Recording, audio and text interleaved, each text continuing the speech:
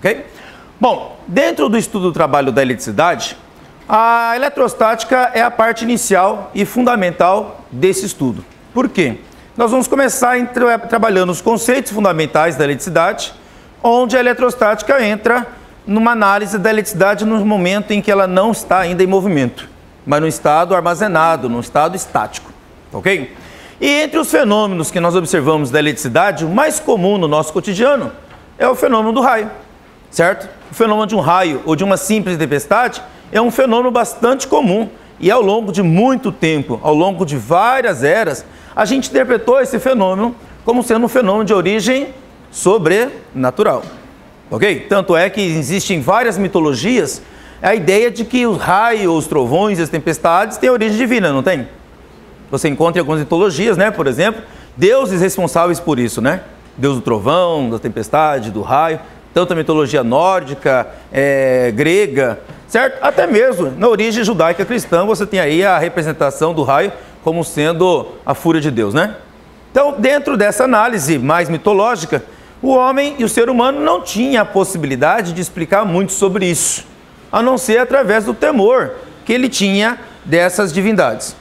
Por outro lado, mais ou menos há um tempo, digamos assim, razoável na nossa história, nós mudamos a nossa maneira de interpretar isso.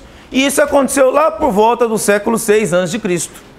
No século VI a.C. surgiu um grupo de pessoas que começaram a pensar de maneira diferente nesse contexto que até então era pensado apenas de origem sobrenatural. Aliás, os fenômenos da natureza até então eram explicados com origens sobrenaturais.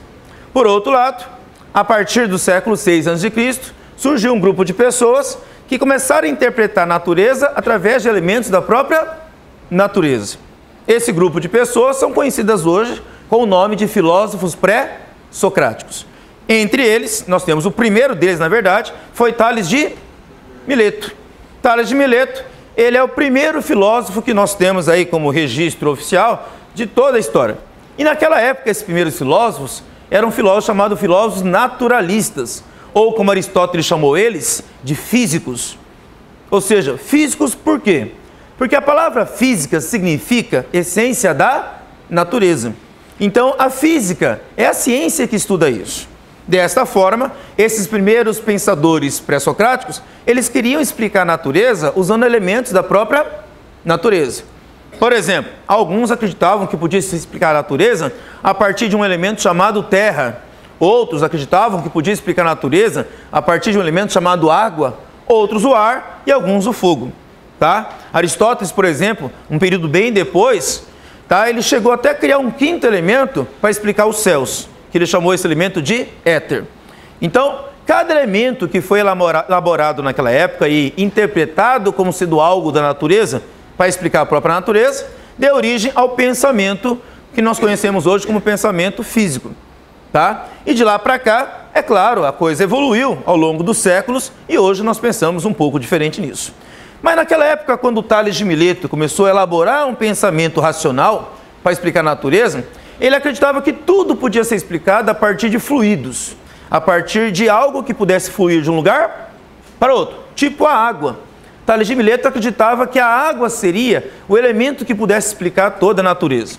Tanto é que ele acreditava que a vida havia surgido a partir da água, que o mundo todo era composto de água. Inclusive a terra e todos os demais elementos teriam origem na água, certo? Uma expressão muito utilizada naquela época por ele e por os demais que vieram depois foi chamada arqué. Arqué significa aquilo que dá origem, certo? E para ele, arqué seria água. Então ela daria origem a todos os demais elementos, inclusive nós e toda a vida, certo? E assim por diante.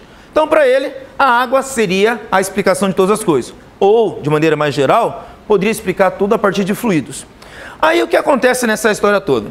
Tales de Mileto, ele observou que uma pedra, tá ok? Chamada elétron, tá ok? Lá na antiga Grécia, onde a palavra elétron significa âmbar, tinha uma propriedade muito interessante. Aliás, a palavra elétron é que dá origem à expressão eletricidade, tá ok? Tá? Essa palavra aqui, elétron, que em grego significa âmbar, tá? Que é essa pedra aqui que vocês estão vendo na mão do cara aqui, ó, da fotografia. Essa pedra, ela tinha uma propriedade muito interessante. Ele pegou essa pedra, esfregou ela em lã de carneiro e colocou essa pedra perto de pequenos objetos. Ao colocar essa pedra perto de pequenos objetos, ele percebeu que esses pequenos objetos eram atraídos pela pedra. Tá? Eles grudavam nessa pedra, tipo como mostra a fotografia ali. Ó. Vocês estão vendo aquela pena grudada na pedra de âmbar? Mas isso acontecia depois que a pedra era esfregada na lã de carneiro. Bom, como a pedra chamava-se elétron e ela passava a atrair pequenos objetos depois de ter sido atritado com lã, ele chamou essa propriedade do elétron de atrair pequenos objetos pelo nome de eletricidade.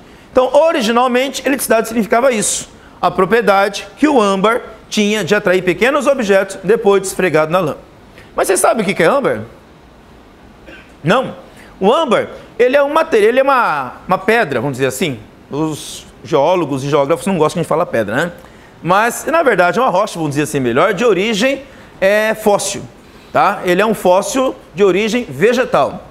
Tá? Dentro das plantas tem uma seiva que corre pelos seus vasos, que quando essa planta ela passa por um processo de fossilização, por exemplo, quando um vulcão explode, ele joga muita cinza vulcânica, certo?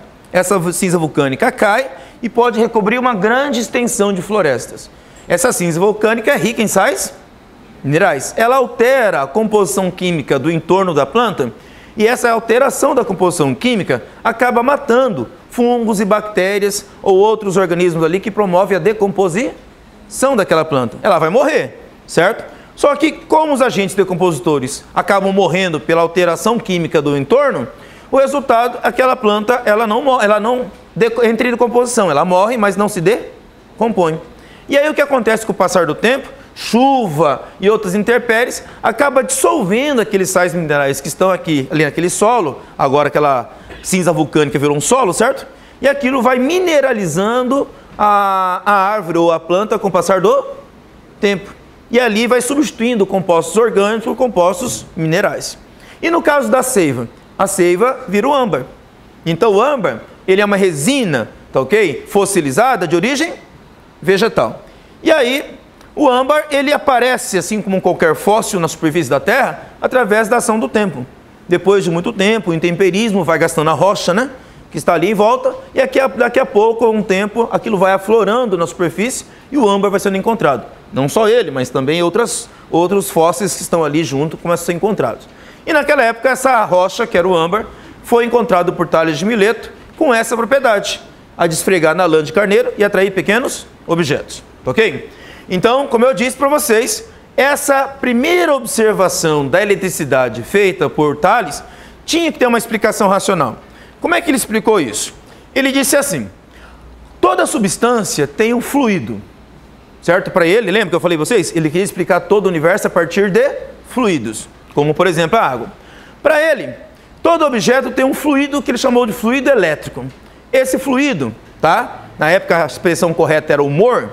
Ele disse que ao esfregar na lã, parte desse fluido, parte desse humor, passa de um corpo para outro, tipo do âmbar para a lã. Aí ele fica com falta desse fluido, certo? Aí a falta desse fluido necessita ser complementada. E aí a tentativa é de arrancar isso de pequenos objetos. Para arrancar de pequenos objetos, o que ele faria? Ele atrairia esses pequenos objetos. Ok? Bom, é uma explicação. Tá? Se é a explicação válida ou se é algo que possa suplantar a explicação sobrenatural, aí já é uma outra história que não é o mérito da questão aqui. Por outro lado, você pode perceber que ele tentou encontrar um elemento na própria pedra, algo da natureza, para explicar um fenômeno da natureza. Ok? Essa é uma das grandes revoluções que Tales de Mileto fez na época dele. Usar a explicação racional para explicar o mundo sem utilizar-se de uma explicação sobrenatural. Agora, dizer como essa pedra faz isso, certo? É uma coisa mais complexa, ok? E ele não se dedicou tanto a isso. Ou pelo menos nós não temos um registro histórico de que ele tenha gastado muito tempo para pensar sobre isso. Por outro lado, essa explicação não foi tão convincente. Tá? Tanto que não foi tão convincente que muita gente não quis mais pensar sobre isso durante muito tempo. Nós quase não temos um registro histórico de alguém que tenha trabalhado em cima disso, porque essa propriedade da eletricidade parecia uma propriedade muito estranha, desde a época de Tales até mais ou menos meados, ok, do século XVI depois de Olha que coisa interessante, eu estou falando do século 6 a.C. ao século 16 depois de Cristo, ou seja, são quase 2.200 anos. Durante quase todo esse tempo, pouquíssimas pessoas se aventuraram em tentar mexer com a eletricidade. Aliás, era mais fácil ainda de aceitarem que um raio ou qualquer fenômeno elétrico tivesse origem divina do que tentar explicar algo que aparentemente parecia tão complexo, tá? Mas hoje as coisas são diferentes, tá? Muito tempo depois, desde o século XVI também até hoje, né? Após esses quase 5 séculos, nós temos uma explicação bem diferente sobre toda a história da eletricidade. Até porque nós conhecemos muito mais sobre a estrutura da matéria. E uma das coisas que nós utilizamos hoje para explicar a matéria é o conceito da matéria ser formada de átomos. Ok? Já há algum tempo, vamos dizer assim, nós começamos a pensar a matéria de maneira diferente a partir do momento que nós conseguimos resgatar parte do pensamento grego no século XVI, durante o Renascimento. Nessa época, nós resgatamos o pensamento grego e percebemos algumas discrepâncias nesses conceitos que eles haviam formulado lá na Antiga Grécia. E aí nós reformulamos algum desses conceitos. E um desses conceitos foi o conceito de átomo. Por exemplo, o átomo também foi pensado na Antiga Grécia por um grupo de filósofos pré-socráticos chamados atomistas. Entre eles nós temos Leucipo e Demócrito. Esses dois caras pensaram que toda a matéria podia ser fragmentada em elementos cada vez menores, em estruturas cada vez menores, até chegar a um elemento, uma estrutura, por exemplo, uma partícula que seria indivisível, ok? Que não daria mais para quebrar. Por quê? Eles pensaram assim: se você pegar, por exemplo, um giz e quebrar ele ao meio, você simplesmente vai ter 2 pedaços de giz menores. Não é? Aí eles pensaram: e se eu quebrar de novo? Vou ter pedaços ainda menores. Aí a pergunta que eles fizeram foi: será que dá para quebrar esse giz indefinidamente? Certo? Bom, eles pensaram: mesmo que eu fizesse essa operação mentalmente, se eu quebrasse infinitamente, no final não restaria nada. A conclusão óbvia deles foi que tudo não pode ser feito de nada. Certo? Porque nada mais nada é o quê? Então tudo não pode ser feito de nada. Obviamente a conclusão deles foi que se tudo não pode ser feito de nada, tem que ser feito de alguma coisa. Então vai chegar um momento que não dá para quebrar, mas essa partícula minúscula, que eles não sabiam o tamanho da coisa, porque eles não haviam feito isso, mas pensado sobre isso, eles chegaram à ideia de que essa estrutura indivisível formaria toda a matéria, e toda a matéria seria formada de átomos, tá? Mas vocês lembram que agora há pouco eu falei para vocês que nós também podemos organizar a matéria a partir de alguns elementos, como terra, água, ar e fogo. E aí vieram os caras falando que as coisas podiam ser pensadas em átomos indivisíveis e invisíveis. Muito pequenininho. Bom, naquela época da Antiga Grécia, foi muito mais fácil acreditar que era formado de terra, água, ar e fogo, e não de átomo. Por isso que os antigos gregos não deram assim... Dentro dessa história do átomo, que o Leucipo e o Demócrito haviam pensado, a coisa não vingou, certo? Basicamente, eles interpretaram que era melhor explicar o mundo a partir daqueles elementos fáceis de ser observados. Porém, no século XVI, mais de 2000 anos depois, a história já não é mais a mesma. Nós temos aí 2.200 anos de pensamento humano evoluído, certo? Ok? E dentro desse tempo, nós percebemos que não dava mais para explicar o mundo e o universo apenas a partir de alguns elementos só, como terra, água, ar e fogo, ou um elemento chamado éter, que Aristóteles inventou para explicar o céu. Ou seja, tudo a partir de 5 elementos. A coisa era mais complexa. Ok? E dentro dessa complexidade, surgiu um cara chamado Dalton, John Dalton. E esse Dalton, ele resgata uma ideia um pouquinho diferente. Ele pensa assim, ele resgata, mas pensa um pouquinho diferente. O átomo pensado por Leucipo e Demócrito tem sentido. A matéria poderia ser formada dessas partículas indivisíveis.